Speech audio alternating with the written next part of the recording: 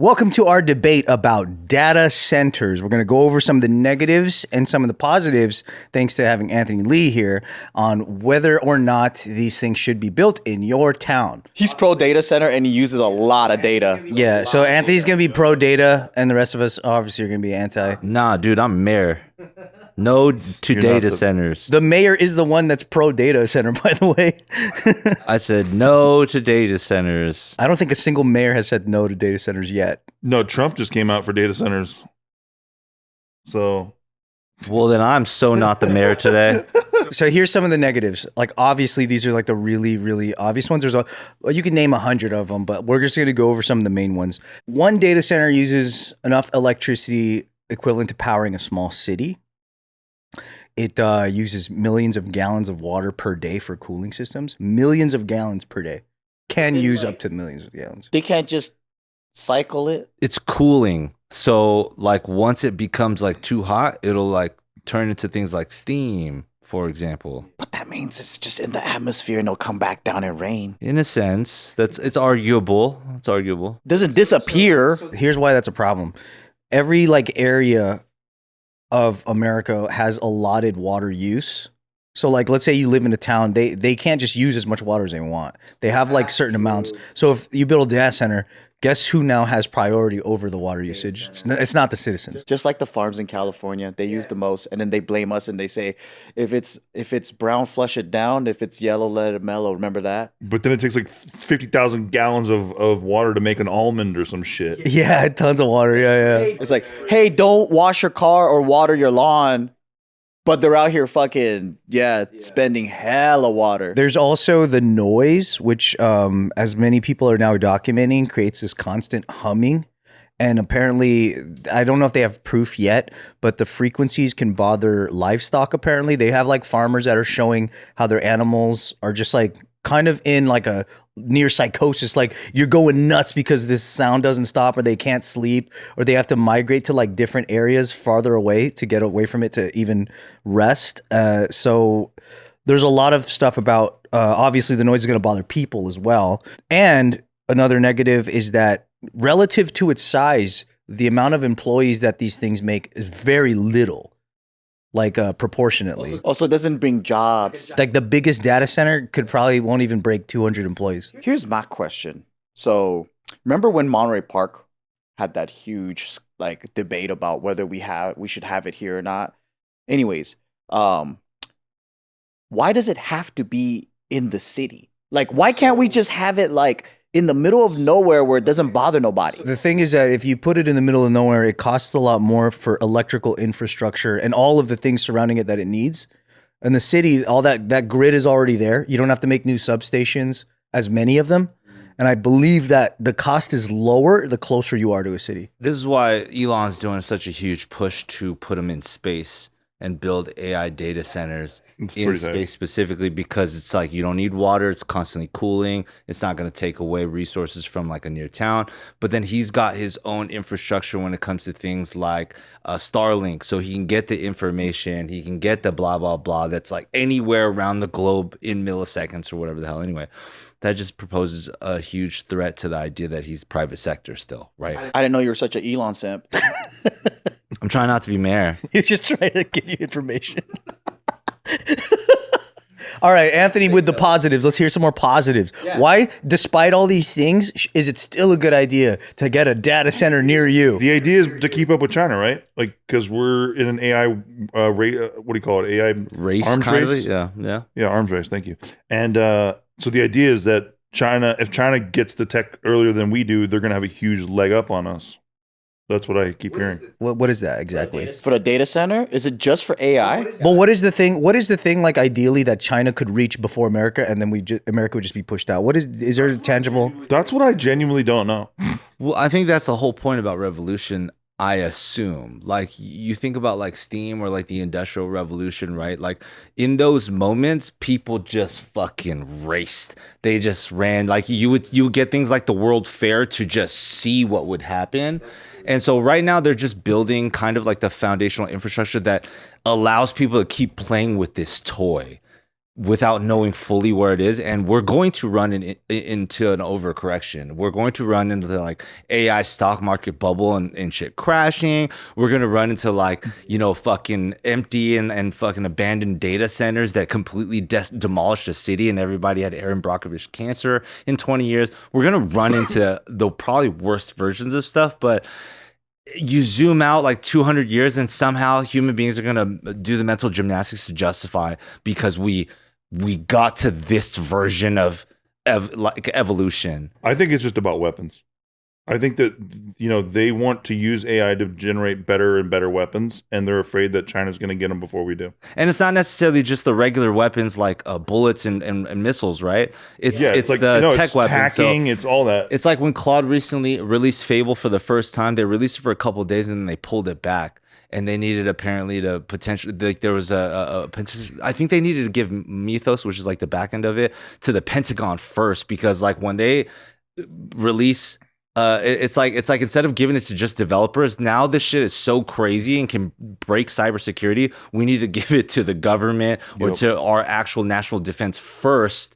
They need to understand how to beat it or protect themselves. They need to harden their security with it. Yeah, and then they can go to the developer public and whatnot. So it's like we're just in a new era and new age. So it's like no matter what we say, no matter how much we protest, like no data centers. If you're going into an international race and like one side's not stopping, we're shit out of luck. Here's some of the positives. So number one positive, which is I guess the one that gets everybody on board, is the tax revenue that comes from having a data center built in your town.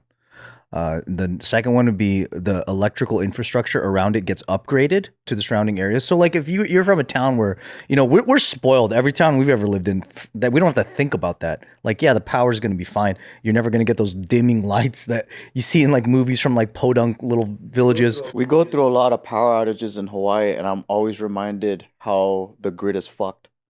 Because like when you go to Honolulu, you're around skyscrapers, right? So you feel like you're in a city.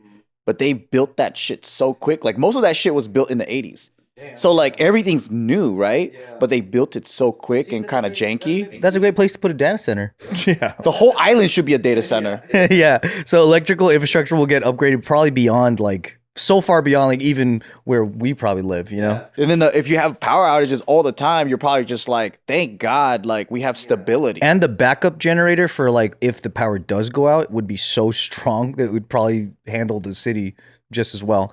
There's also another good perk is that the jobs, even though there's a few jobs, there's not that many, they're high paying jobs. So like 10 people are now going to make $500K a year.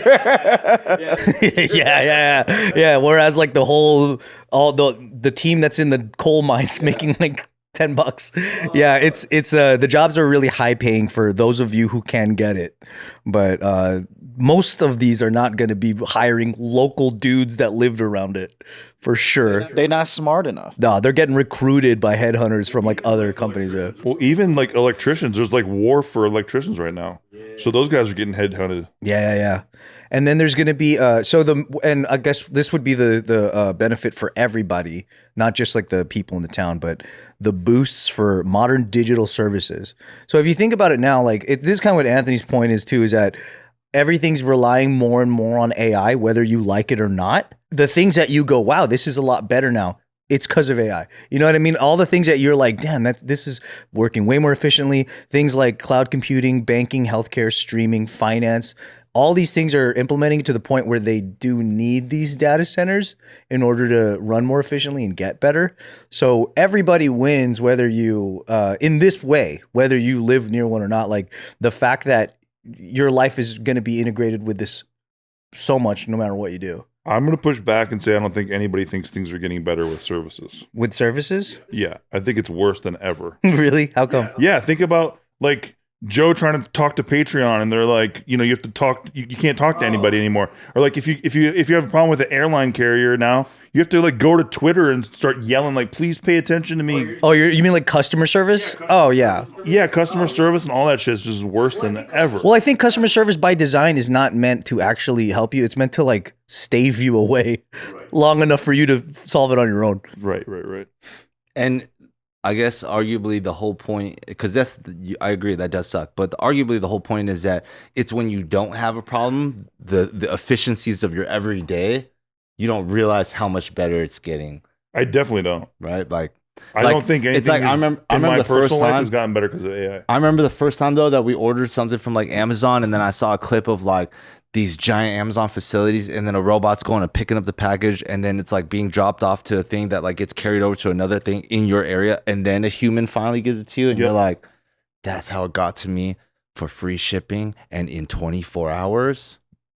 I fucks with this. I fucks with that too. But like those are the little things, Right. You know, that we Okay. just every single day we're like, all right, fuck it. One thing I do agree with you on is how it hasn't made things easier is also because the things that AI made easier for me, I feel like are the things that AI caused in the first place.